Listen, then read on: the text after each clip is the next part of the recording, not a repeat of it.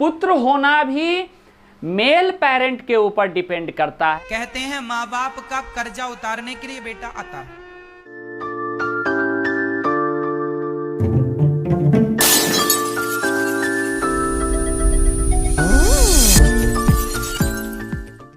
नमस्कार दोस्तों, मगध ज्ञान केंद्र में आप सभी का स्वागत है।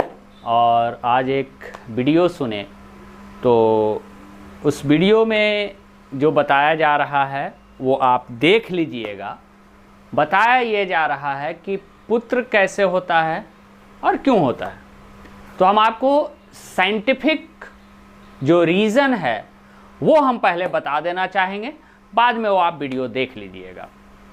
तो किसी भी महिला जो बच्चे को जन्म देते हैं तो वो बेबी बॉय कब होगा और बेबी गर्ल कब होगा, ये सबसे बड़ा चीज़ है। तो जैसा आप जानते हैं कि हमारे सेल में जो है न्यूक्लियस होता है, सारा लिविंग ऑर्गेनिज्म जो है सेल का बना होता है और हर एक सेल के अंदर एक न्यूक्लियस है और न्यूक्लियस के अंदर ही क्रोमोसोम होता है। अब ये क्रोमोसोम जो होता है वो किसी भी लिविंग ऑर्गेनिज्म के कैरेक्टरिस्टिक्स को डिसाइड करता है, रंग रूप, उसका गुण, आकार, प्रकार कैसा होगा। अब ये क्रोमोसोम जो न्यूक्लियस में होता है तो क्रोमोसोम की संख्या अलग अलग जीवों में अलग अलग तरीके का होता है। प्लांट में वेरी करेगा जो भी है। देखना क्या है कि सेल के अंदर न्यूक्लियस होता है, न्यूक्लियस में क्रोमोसोम्स होते हैं। अब क्रोमोसोम्स ह्यूमन बॉडी की बात करें, हम मानव में बात करें तो वो टोटल 46 क्रोमोसोम यानी 23 पेयर होता है। और क्रोमोसोम दो प्रकार के होते हैं, एक को बोलते हैं हम सेक्स क्रोमोसोम्स और दूसरे को बोलते हैं ऑटोसोम्स। सेक्स क्रोमोसोम्स और दूसरे को बोलते हैं ऑटोसोम्स। अब जो सेक्स क्रोमोसोम्स होता है वो एक पेयर होता है। कितना पेयर होता है? एक पेयर होता है। और ऑटोसोम्स जो होते हैं वो 22 पेयर होते हैं। तो सेक्स क्रोमोसोम्स होगा XY के रूप में, या तो XX होगा या तो XY होगा। इस तरह से ये आगे हम बता देंगे कि कैसे होता है। जो तो सीख गए यहाँ पर कि सेल में न्यूक्लियस होता है, न्यूक्लियस में क्रोमोसोम्स होते हैं। क्रोमोसोम्स ह्यूमन में टोटल 23 पेयर होता है, 22 पेयर जो है ऑटोसोम होता है और एक पेयर जो होता है वो सेक्स क्रोमोसोम होता है। अब बात करते हैं कि पुत्र कैसे पैदा होता है, ये जानिए। तो देखिए कि कैसे। अब मेल है और फीमेल है। मेल के तरफ से मेल गैमेट आता है और फीमेल के तरफ से फीमेल गैमेट आता है। मेल गैमेट को हम ही बोलते हैं, या तो स्पर्म को हम मेल गैमेट बोल देते हैं, या मेल गैमेट जो होता है वो स्पर्म होता है। फीमेल गैमेट जो होता है ओवम होता है, या ओवम को ही हम फीमेल गैमेट बोल देते हैं।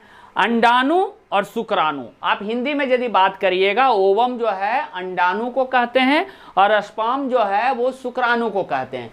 तो मेल पेरेंट जो होगा, मेल पेरेंट के तरफ से स्पर्म आएंगे और फीमेल पेरेंट के तरफ से आपको ओवम आएगा।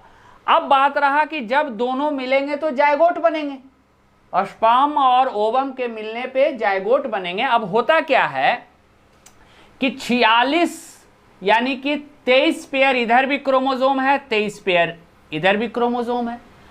अब दोनों में से 50-50 आते हैं, दोनों में से 50-50 आते हैं। अब होता क्या है कि स्पर्म में आपको XY होगा और ओवम में आपका XX होगा। माता के तरफ से XX और पिता के तरफ से जो आता है वो XY। अब जायगोट जो फर्टिलाइज करेगा, स्पर्म और ओवम फर्टिलाइज करेगा, तो उसमें क्या होगा कि यहां पर से जो है जो 22 जोड़ी क्रोमोसोम है, 22 जोड़ी जो कि ऑटोसोम कहला रहा है, तो इसमें से 11 जोड़ी आ जाएगा पिता के तरफ से, और इधर जो 22 पेयर है माता के तरफ से तो 11 पेयर ये आ जाएगा। अब ये देखिए 11 और 11 ये टोटल हो जाएंगे 22 पेयर। अब एक पेयर और, अब एक पेयर में ये XY और XX डिसाइड करेगा। तो कहता क्या है कि यदि फादर के तरफ से Y आया और मदर के तरफ से तो एक ही चांस है, मदर के तरफ से प्रोबेबिलिटी क्या है?